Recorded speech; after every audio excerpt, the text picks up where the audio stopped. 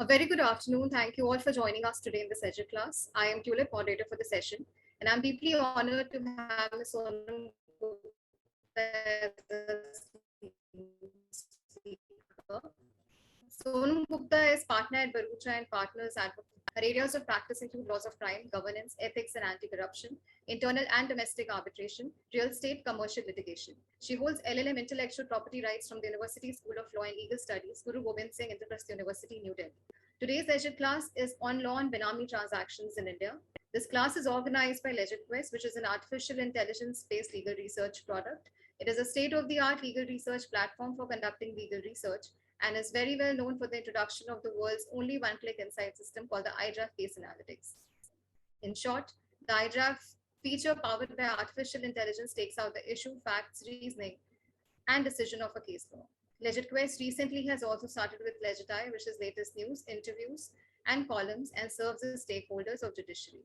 Our today's session will be for 45 minutes, followed by a Q&A session. I would request all our participants to be on mute and without video throughout the call, and all questions to the speaker can be written in the chat box, which will be taken at the end of the session if the time permits.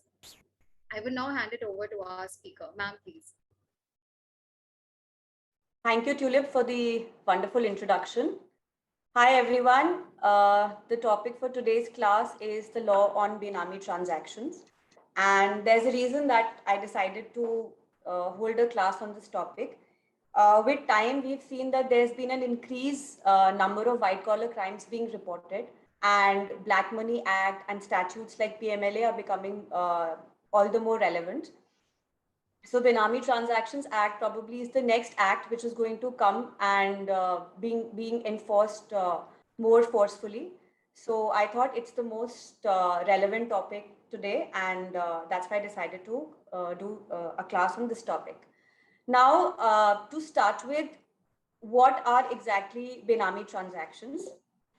In the simplest term, if I can tell you, Benami transaction basically is a transaction where the real owner of the property does not get the property registered in his own name, but finds a Benamidar or a fictitious person or maybe a real person to hold that property in his behalf. A simple illustration can be where A purchases a property from B, but the property gets registered in the name of C. So the consideration here of the property has actually flown from A to B, but the property is being registered in the name of C. And there's a clear understanding between C and A that this property that C is holding is actually being held for the interest and benefit of A. So the crux here is that under Benami laws, there is a divorce, there is a clear distinction between an ostensible owner and the real owner, and they are not the same individuals or entities.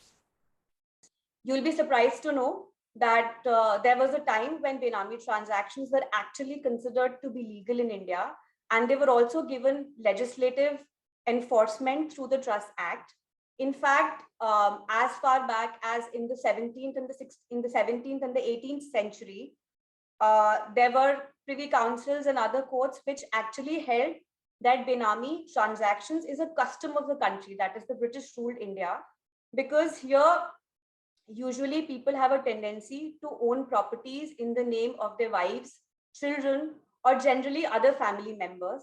In fact, there was a custom in the Hindu joint family where all the family estate was actually being held in the name of the eldest person in the family.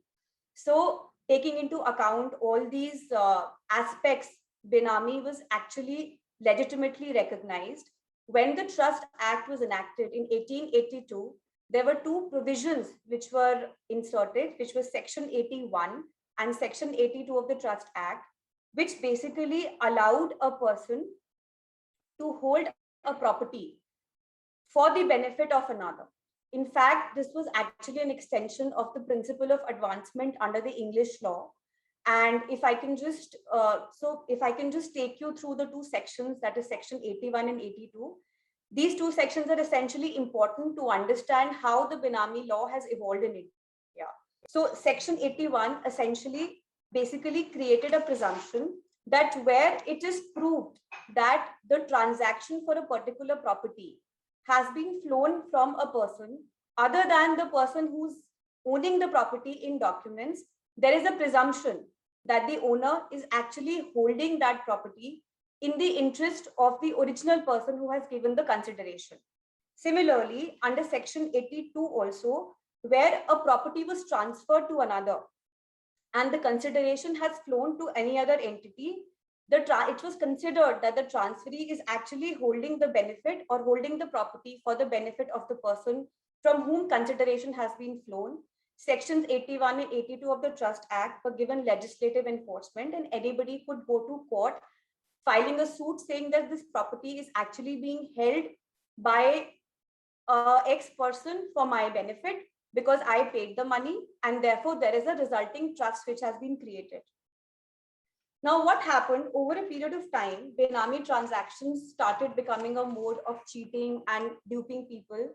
There were a lot of fraudulent transactions, especially to evade taxes, and it became a matter of huge concern for the tax authorities. So it was for the first time that in 1976, that section 281A was enacted in the Income Tax Act. Now, it's very interesting. When section 81A was enacted, that section also did not prohibit Benami transactions. In fact, it also further legitimized the Benami transactions. What the section basically said, that if you have not declared a particular property in your income tax return, or while filing wealth tax, you have not disclosed that property in your name, no matter you've held it, you are holding it under somebody's name, or you are not even disclosing the proceeds that you're earning from that property in your income tax return, then you cannot file a suit or a claim enforcing rights in that particular property or those proceeds from the property before any court of law. So as a necessary corollary, it meant that if I have disclosed in my income tax return or in my wealth tax return that this is the property that I hold Benami, the property which is owned by C is actually owned by me because I have paid the money, I have all the rights in law to go and file a suit and to enforce my rights in that property. With time, Benami, this particular section also was not helping the taxing authorities, was again being misused. Benami transactions became a mode of larger frauds where people were actually holding properties Benami to defraud their creditors and also to avoid various laws which required you to hold particular land under a particular ceiling limit.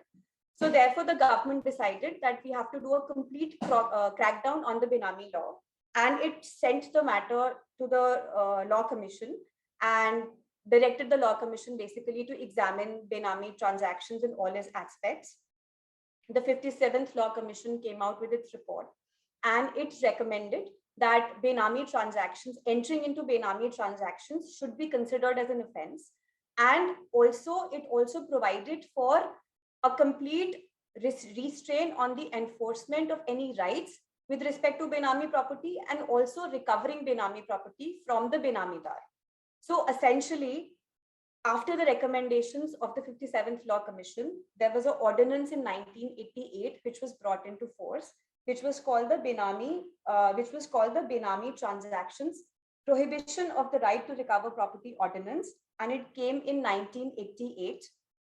The ordinance was a very half-hearted effort by the government to curb Benami transactions. It did provide for Benami transactions to be an offense, but it only concentrated on restraining the enforcement of right by the original owner against the Benamidar. There were only two, and it was in line with Section 281A of the Income Tax Act. So Section 281A of the Income Tax Act was repealed because the ordinance now had a provision which did not allow a original or the real owner to basically enforce his rights against the ostensible owner or the Benamidar. The ordinance recognized two exceptions to the Benami transactions. First was where a co-parsoner was holding a property of a Hindu joint family for the benefit of all the co-parsoners. And the second was where the property is being held in a fiduciary capacity, like a trustee or a depository or somebody else in that capacity. Going forward, the ordinance also repealed section 81 and 82 of the Trust Act. So therefore, there were no presumptions that all those presumptions that if you're holding a property for my benefit because I have given the consideration, all those presumptions were done away with.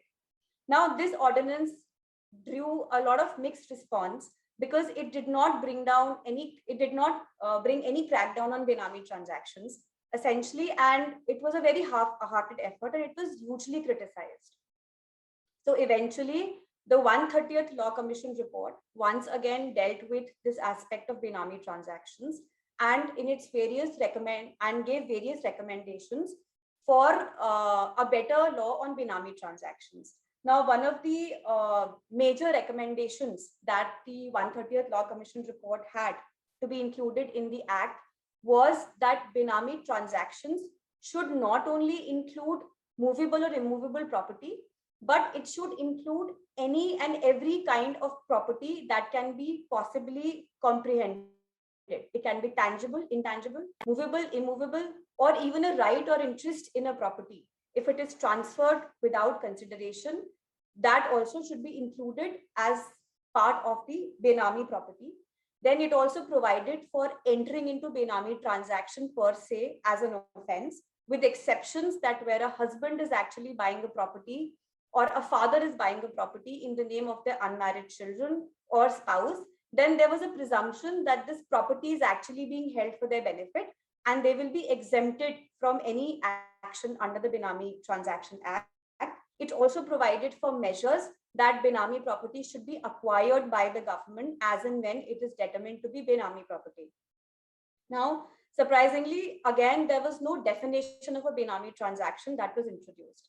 Now, pursuant to Law Commission's recommendations, the Benami Property Transactions Prohibition Act of 1988 was enacted. It came into force on 19th of May, 1988. The act was a very simple act. It had only 9 sections. And though it provided that the government will acquire the property, but there was no procedure for acquisition. There was no authority to determine whether a transaction is Benami or a property is a Benami property or not. There were no appeal mechanisms. So essentially, that act was a very toothless act. Now, in 2016 is when the Benami law of the country has been completely revamped, and there was an amendment which was introduced. The amendment actually added 72 sections to the act and changed the title of the act to the Prohibition of Benami Property Transactions Act 1988.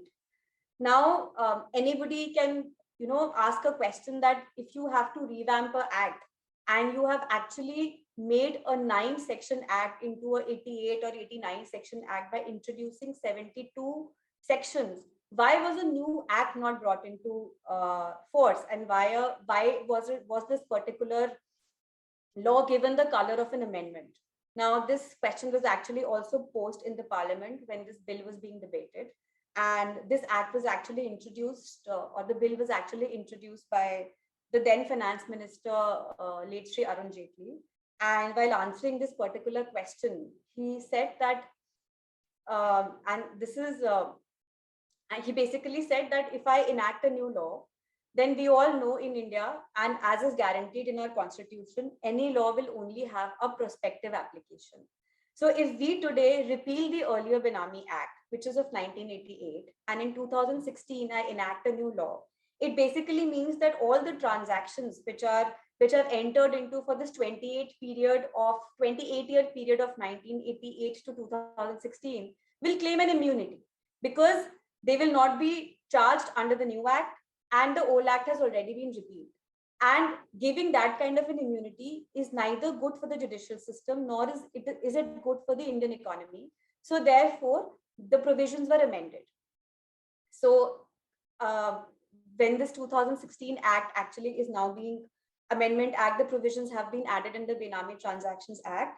There is a new debate that has now started with respect to the retrospective application of these measures which have been introduced by amendment. I will deal with these measures lastly when I'll talk about the various controversies or various legal questions surrounding this particular law. But to start with, I think it's important that we first see the act per se as it exists today, and also what are the main concepts that are there under the Benami laws, especially to start with Benami property, Benami transactions, and what is the prohibition that has been introduced under the 1988 Act, which is now obviously stands amended by the 2016 amendment. And so basically to first understand the act as it exists today, I think it's more relevant if I discuss what all was introduced by the 2016 amendment, basically to understand that how a act which was toothless has now been made so powerful and can actually be considered to be an attempt by the government to bring a crackdown on Benami transactions. And one thing just to be noted is demonetization. When it happened, it was in November 2016. And before demonetization, there were two main legislative amendments which were legislative amendments or enforcements which were introduced. One was obviously the enactment of the Black Money Act, which came in 2016. And then this Benami Transactions Act, which was completely revamped and actually brought into force from 1st of November 2016. So it is very clear that the objective of both these acts was basically to ensure that the black money is not funneled as Benami transactions, and thereby these particular two legislations that actually preceded the announcement of demonetization, which was on 8th of November 2016. Now, to understand why an amendment was required in 2016 and what were the substantial amendments actually that were brought. So initially under the act, there was no provision for criminal prosecution under the initial act of 1988. The 2016 act makes Benami transactions, entering into Benami transactions, abetting, instigating or facilitating Benami transactions an offense, and provides for criminal prosecution, which is done by special courts. It makes the offenses non-cognizable, which means that the prosecution will be initiated only on a complaint of the concerned authority, whichever is designated under the act. It added definitions like Benamidar, beneficial owner. It also added three more categories to Benami transactions. So under the 1988 Act, there was only one category of Benami transaction that was recognized, which was a transaction where the consideration has flown from the person other than the original owner. So that was the only transaction which was recognized under the 1988 Act. In fact, under the 1988 Act, there was also a concept of permitted Benami transactions, which was basically if a father or a husband is actually registering a property, buying a property in the name of his child or his wife, there was a presumption that this property is being bought for the benefit. This presumption has also been done away with under the 2016 amendment, and they have introduced various defenses, which we'll discuss in the later part when we go through the definition of Benami properties. Then under the 2016 Act, as against the acquisition, so under the 1988 Act, there was a provision for acquisition, which basically meant that the government will acquire the Benami property, but will have to pay compensation. So this was done away with, and it provided for confiscation of the property once it is determined that the property is Benami. Confiscation obviously means without any compensation. Now, why this provision was introduced was because if we see the earlier act where there was acquisition, coupled with the fact that the original owner cannot enforce his rights against the Benamidar, it actually meant that the Benamidar gets an unlawful enrichment because he will not have to give back the Benami property. And when the property is acquired, he will be entitled to some compensation from the government. So to do away with this, and in line with the 130th Law Commission report's recommendation that when there's a Benami transaction, the Benamidar and the beneficial owner are equal participants, and therefore the provisions must not lead to unlawful enrichment of Benamidar, these provisions of confiscation were introduced. In fact, under the 2016 amendment, there was another provision which has been introduced, which basically says that even if the Benamidar retransfers the property to the original owner, that is also prohibited. So these are the differences between the 1988 and the 2016 Act and all the provisions which have been introduced, the difference becomes important, as we will see in the later part of our discussion when we discuss about the retrospective applicability, because when such substantial provisions have been introduced, which have an impact on the substantive rights of a benamidar or the original holder, and also introduces new processes, be it appeal mechanisms or the provisions of prosecution. How do you say that the act can actually be made retrospectively applicable? Because that will be directly against Article 20 of the Constitution. Now, to begin with, let's first understand that what exactly is this act targeting as Benami transactions. So we will first start with the definition of Benami property. So the act basically provides that any property which is a subject matter of a Benami transaction is a Benami property, and it will also include all proceeds that you draw from such a property as also Benami property. The definition of property has also been made very wide. It includes all kinds of movable, immovable property, tangible, intangible property. It includes a right or a title in a property. It also includes legal documents or any documents that evidence any kind of interest in a property, and the proceeds that you are drawing. So anything that we can conceive of as a property is included in the definition of property under the Benami Properties Act. In fact, if a property is capable of conversion to another form, that converted property will also be considered to be a Benami property if the original property was the Benami property. So even the converted property will be considered to be a Benami property. Now, coming to the most vital concept under this act, which is Benami transaction. Because a Benami property is obviously a property which will be subjected to a Benami transaction, or which is subject matter of a Benami transaction. The Act under 2016 has 4 categories of Benami transactions. And before I go into the 4 categories, it is important to understand that this Act only targets tripartite transactions and not bipartite transactions, which basically means that for a transaction to be a Benami transaction, there are 3 players at play. Irrespective, one player can be a fictitious person, but there are 3 names in play in a transaction. As against bipartite transactions, there are other laws which target transactions which are sham, like the Contract Act, the Transfer of Property Act, or the Black Money Act, or PMLA. But when it comes to Benami transactions, and when we see the categories, you will see that all these categories basically pertain to tripartite transactions. So the first category is obviously the category which is being carried forward from the 1988 Act, where the consideration is flowing from another individual. Now here again, merely because the consideration has flown from a different person, that does not mean that the transaction automatically becomes Benami.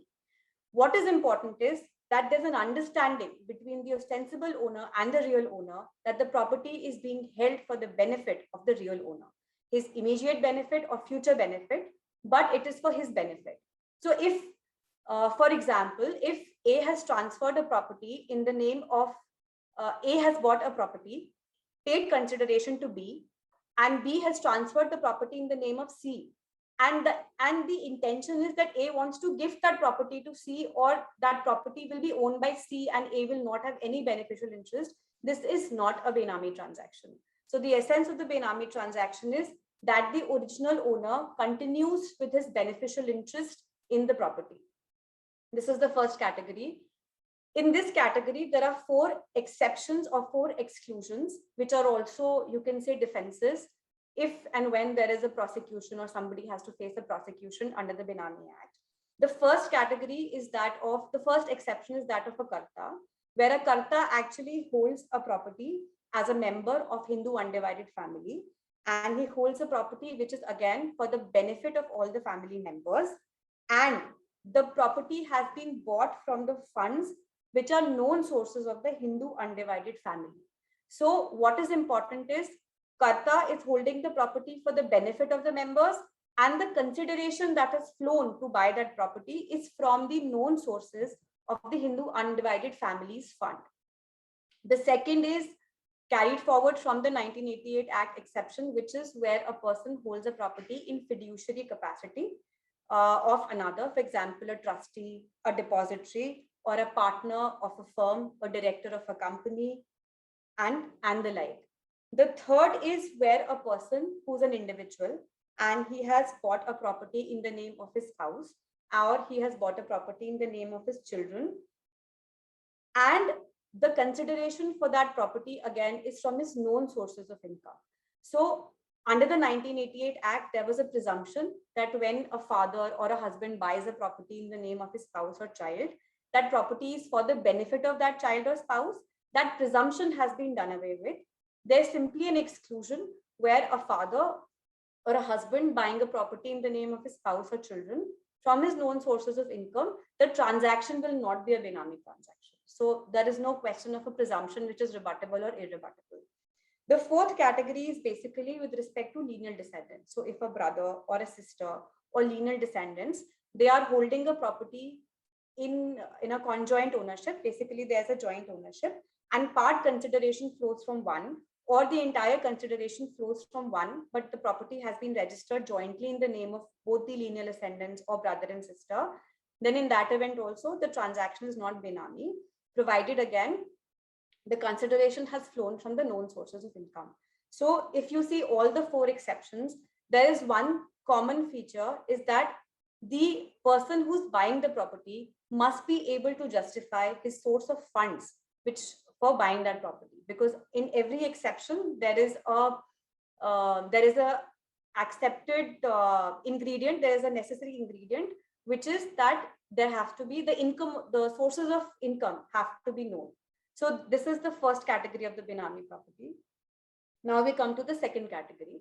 The second category basically refers to a transaction or an arrangement where a property, the transaction has actually been carried out in a fictitious name. So the name itself is fictitious. The third transaction is basically a transaction where a person, or the Benamidar who's holding the property, he denies knowledge of his ownership, or he is not even aware that he's actually a owner of this property. Like for instance, we see in a lot of cases, people get their property registered in the name of their driver, their peons, and when they are called and questioned, they are not even aware that actually they are holding this property, and their normal defenses that they had given, they had signed on blank papers, or they had signed on blank checks, or they were just asked to sign, so they signed. So this is the third category. The fourth category is a transactional arrangement where the property or the person who's providing the consideration is not traceable or is fictitious. So where, again, you cannot trace the person, or you cannot trace the actual source of the funds or consideration from which the property was bought. So these are the four categories of Benami transactions which have been included under the 2016 Act. There is no uniform formula. Now the question is, how do you determine whether a particular transaction is Benami or not? Because there are so many criteria. The sources of income should be known, the relationship of the parties should be known, there are exceptions. So this question came before the court in a number of times, where the court actually said that we cannot lay down a uniform formula that, if these 6 ingredients are fulfilled, the transaction is Benami. Determination of whether a transaction is Benami or not is actually a question of fact. And there will be a lot of attending circumstances which will have to be considered when you term a particular transaction as Benami. The most landmark judgment was that of Thakur Bhim Singh, but this judgment has been carried forward, and I would not want to discuss the older judgments, but probably the most recent one, where this 6-factor test was given. So basically in Thakur Bhim Singh, there was a 6-factor test which was laid down. It is not an acid test. They were just the factors that will guide a court while determining whether a transaction is Benami or not. These factors have most lately been recognized by the Supreme Court in its judgment of 2019, which is Mangathai Ammal. This judgment is also very important when we discuss about the retrospective application of Benami transactions. So what are those 6 factors that are to be considered to determine a transaction to be Benami or not? One, what is the source of the purchase money? So as we saw that when we talked about the exceptions and the categories, the source of money becomes very important as to from where did the consideration come for buying that property. The second is the nature and possession of the property after the purchase. The third is motive. That is, what was the motive behind, giving this transaction a Benami color. The fourth will be the position of the parties against each other. That is, what is the relationship between the Benamidar and the real owner? Because then again, there are exceptions. If the father gives the property to the daughter, the custody of the title deeds after the sale, and what is the conduct of the parties concerned in dealing with the property after the sale of the transaction. So if even after the sale of the property, I have bought a property, it is registered in your name, and despite that, I continue to use the property without paying you any rent, remuneration, and I'm enjoying all benefits as that of a owner. This conduct is an important conduct to be taken note of while considering whether the transaction is Benami or not. Then additionally, this judgment also went on to say that the onus to prove that a transaction is Benami is actually on the person who asserts that it's a Benami transaction. And whenever it has to be proved that the transaction is Benami, there has to be a very cogent evidence of a legal character that has to be brought forth, basically to say that there is no other inference that can be drawn but the fact that this transaction is a Benami transaction. So this is the basically crux of the Benami transaction, the definition of Benami transactions. In fact, in another judgment of the Supreme Court, which is Vinod Kumar Dhal, what the Supreme Court held was that the real test to determine whether a transaction is Benami or not is actually the source from where the consideration came, as also who has been in enjoyment of the benefits of the transaction. And generally, to just on a lighter note, we all know that Shah Rukh Khan was facing this particular proceedings where it was considered that this great Alibag farmhouse is actually a Benami property of Shah Rukh Khan.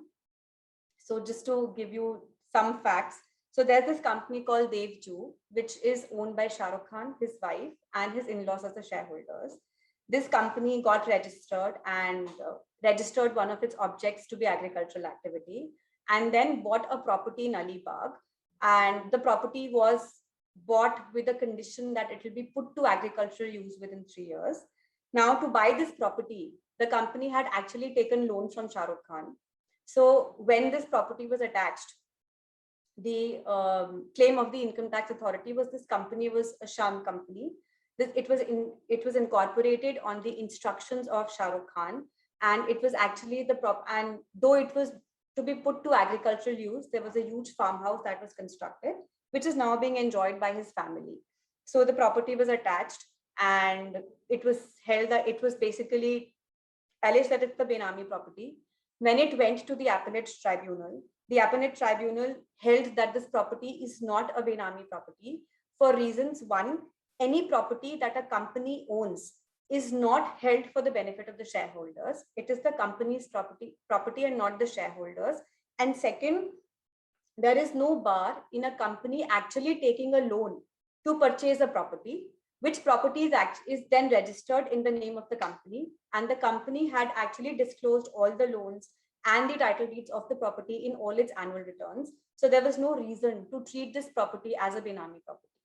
So this is just by way of illustration that how different factors become important in determining whether a transaction is Benami or not.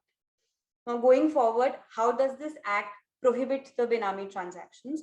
So there is an absolute prohibition on Benami transactions, which is provided under Section 3. In fact, under Section 3, there is a distinction which has been carved out with respect to Benami transactions, which are pre-2016 Amendment Act and transactions which are entered into post-2016.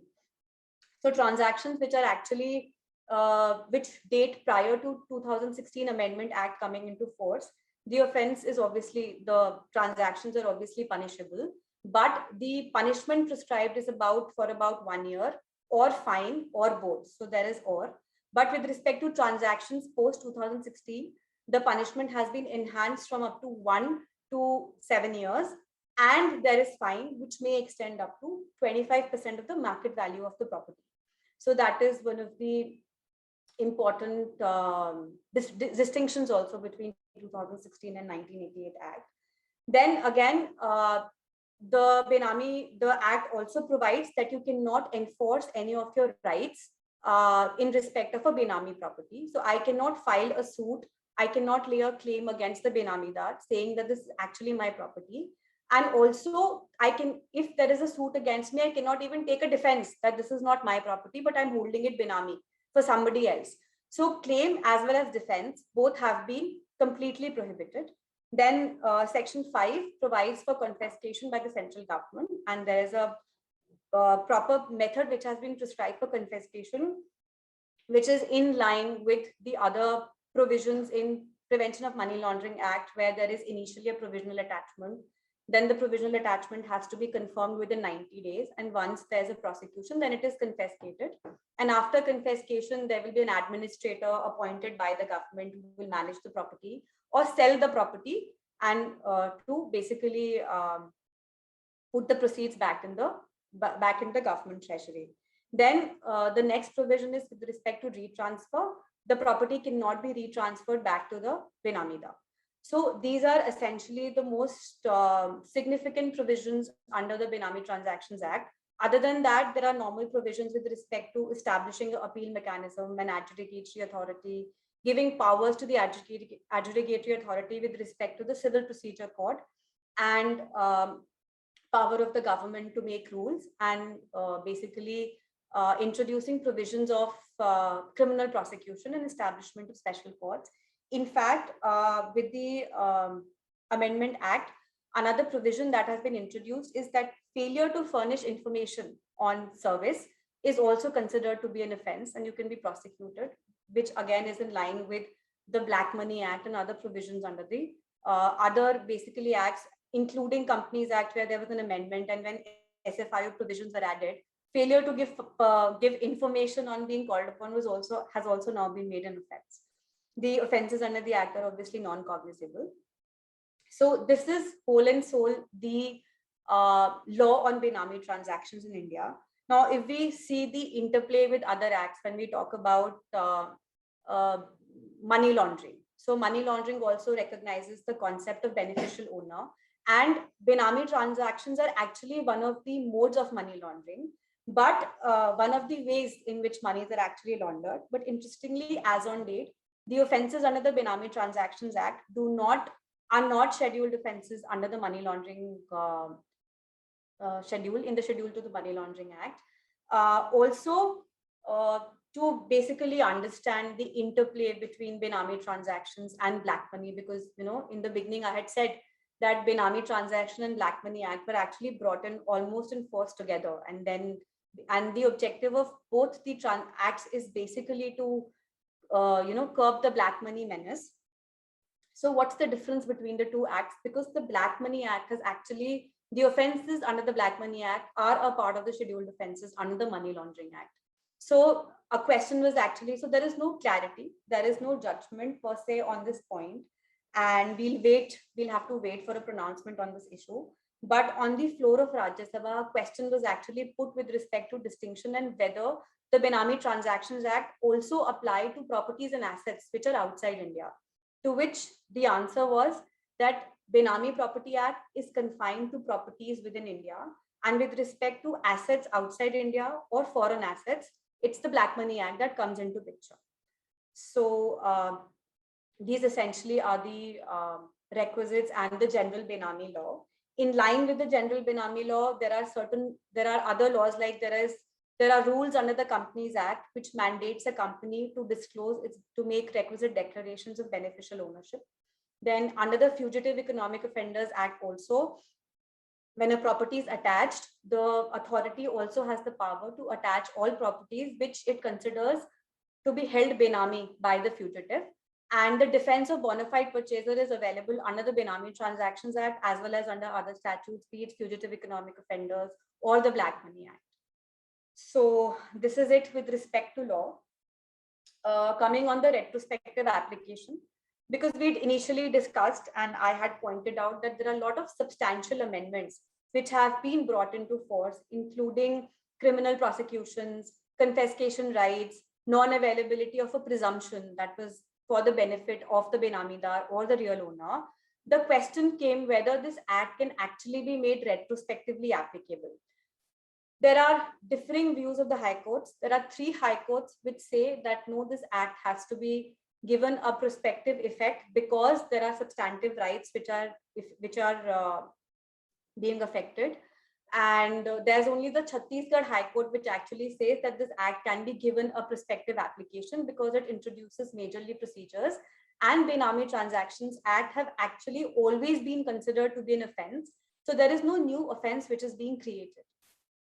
In one of the recent judgments in Supreme Court in 2019, which is the same that I discussed earlier, that is Mangatha Ammal, the question before the Supreme Court was not exactly about the retrospectivity of the act, but the case basically pertained to a partition suit, and the transaction was prior to the 2016 amendment, where the property had actually been purchased by the father in the name of his unmarried child.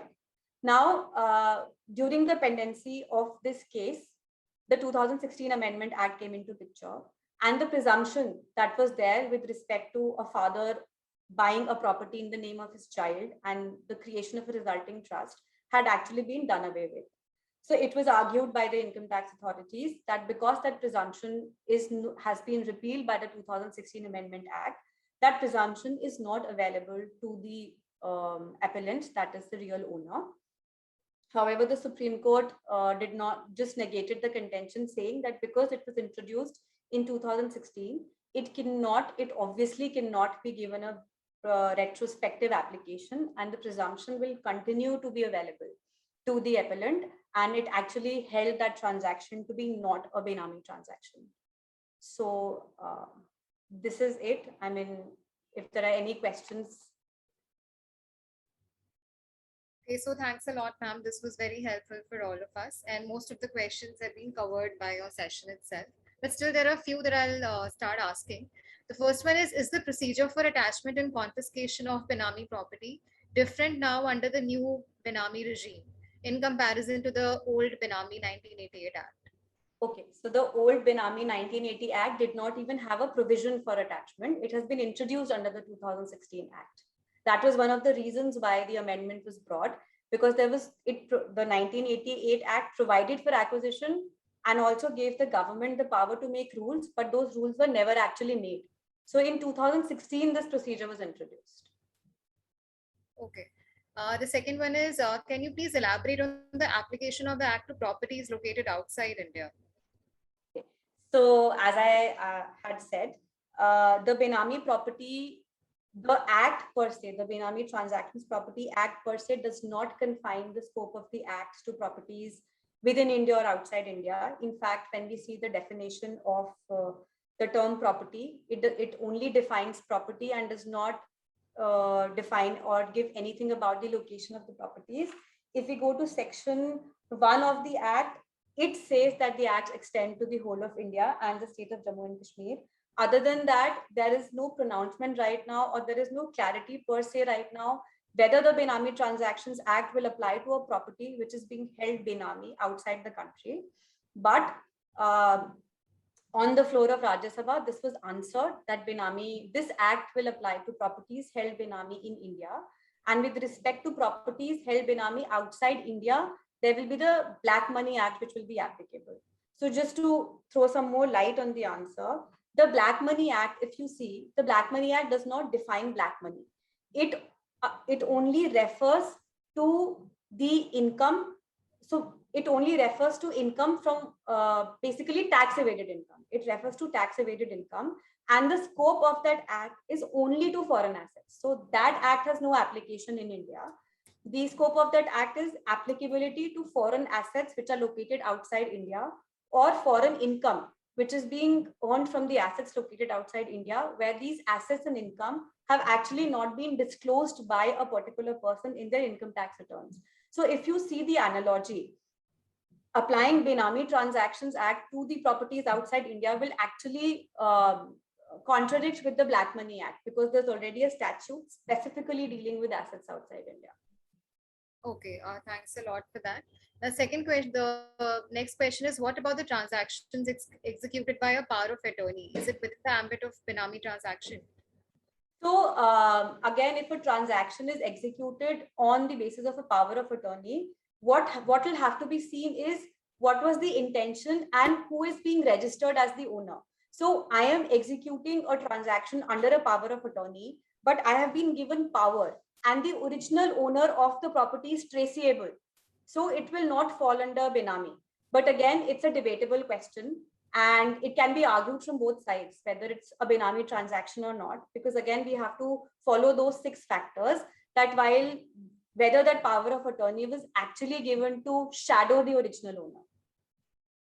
Okay, adding to this, there's another transaction that they're asking about. Is the purchase of a property with the help of a financial assistance or a loan would fall within the Benami regime? No, it will not. So identified sources of income, as I had given again, I had given instance of Shah Rukh Khan. So there, that property was actually being purchased by the company by taking loan from the shareholder. And that loan was actually being shown in all its annual returns. So merely because the property has been purchased from a loan amount does not mean that the property is Benami. See, you have to understand, in Benami, the idea is not about just source of fund, but the original owner and the owner who's actually having a beneficial interest has to be same. As soon as there are two different entities, it comes within the realm of Benami transaction.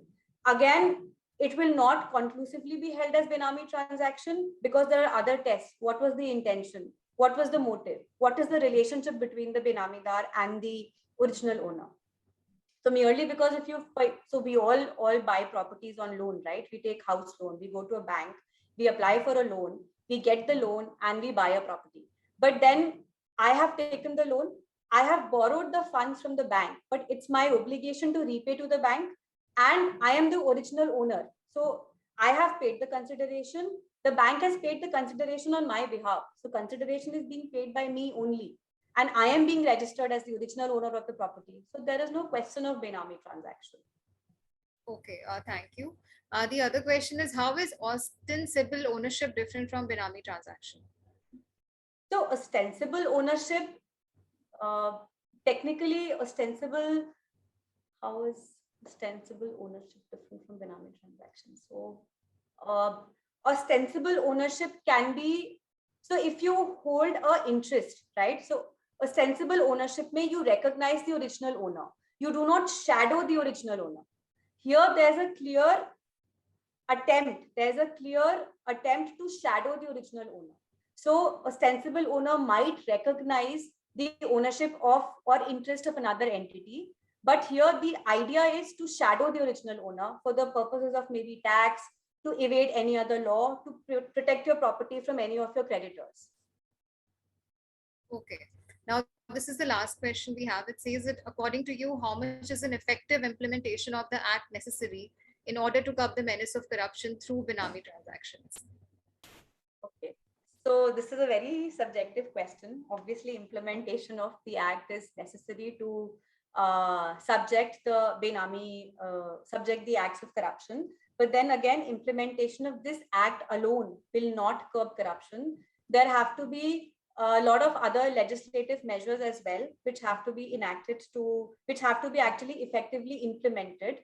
If you see the Benami Transactions Act, it was revamped in 2016. The Black Money Act also came in 2016. But what is the level of prosecutions, or what is the level of enforcement that we are having in the country under these two statutes? The tribunal under the Benami Transactions Act is actually the same as the tribunal under the PMLA, and the tribunal is incorrect. So technically, I mean, it reflects on our implementation of the act, be it black money or be it Benami transactions.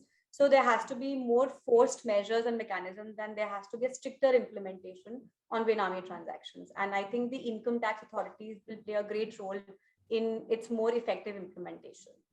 And like, unlike the, so with, these statutes, I think there are so many gray areas, and there are still so many loopholes that can be, that an accused can work actually in their own favor. And it's important that these gray areas are clear so that the law becomes clear and there's better implementation. Okay, thanks a lot. And I think Benami should be included as a scheduled offense under the money laundering, because if the objective of Benami Act and the Black Money Act are same, and the only distinction that they draw is with respect to the location of assets, then there is no reason why black money offenses are a part of the scheduled offenses and Benami offense is not a part of the scheduled offense. Okay, so thanks a lot. That was really helpful and insightful for all of us. In the end, is there anything that you would like to add?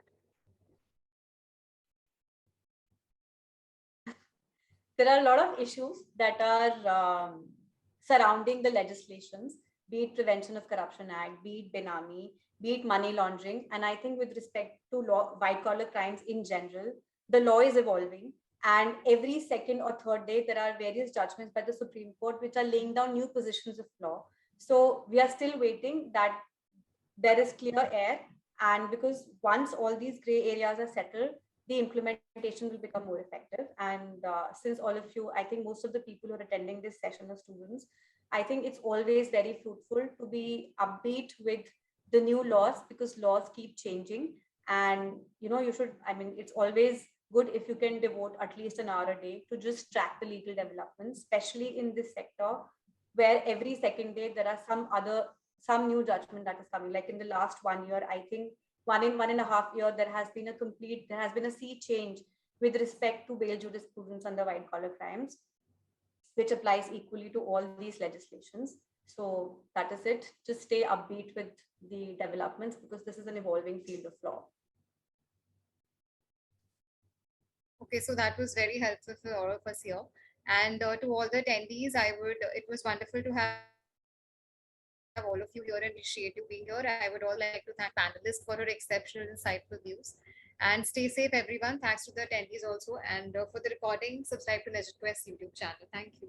Thank you, Sonam. Thank you. It was a great session, and thanks for the Shahrukh example. I'm sure everybody enjoyed it, and I was, at least for some people, it was a very intriguing part of the webinar. And thanks a lot once again. And this will be put up on YouTube, on a YouTube channel where a lot more people will watch it, and you can also share it on your social media or your company profile or wherever you wish to. Sure. Yeah, thanks a ton, and we'll keep in touch. Thank you. Thank you. All right, bye-bye. Bye.